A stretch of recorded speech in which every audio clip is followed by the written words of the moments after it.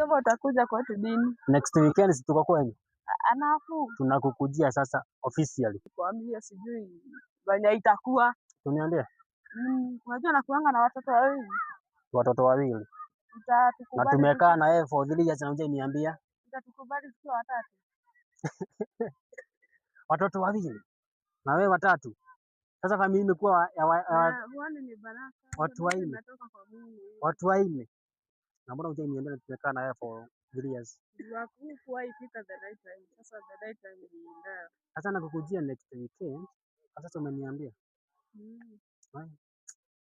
Nitafikiria.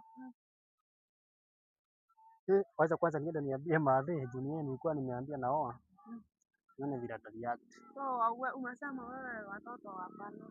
Watoto wako grade wanasoma? Mmoja kwa P1. Mmoja kwa P1. Yaani niko na already 2 own goal, 2 goal.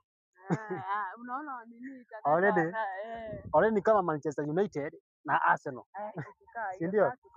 Sasa tuko watatu. Watu wanne sasa. Familia ni watu wanne. Mabao ni manne. Na mimi sijafunga hata moja.